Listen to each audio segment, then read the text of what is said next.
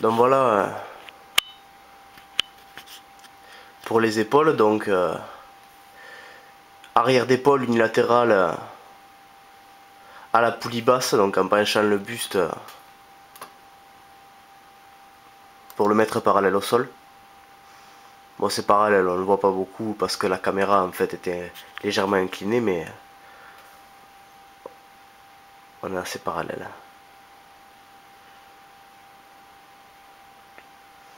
Donc là on est sur la dernière série.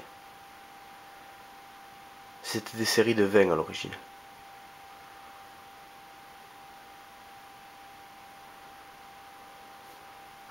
On va voir comment on peut aller plus loin dans l'effort.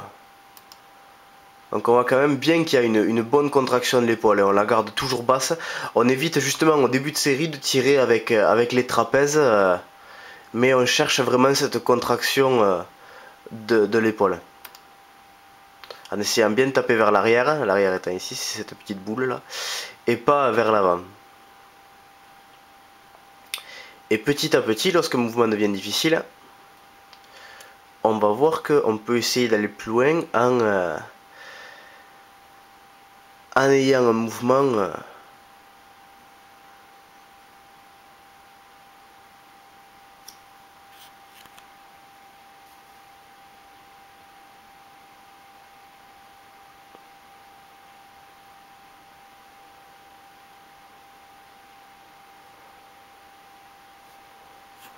voilà, donc là on voit que il y a une moins bonne isolation. Pourquoi?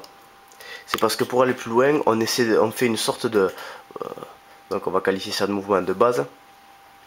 C'est-à-dire que on fait intervenir également le trapèze...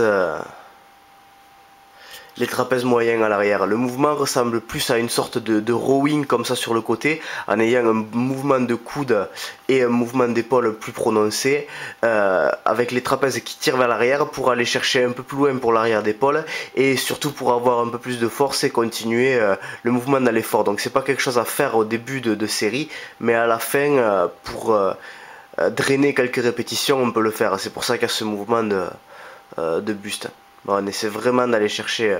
On voit que les trapèzes tirent à l'arrière. Voilà.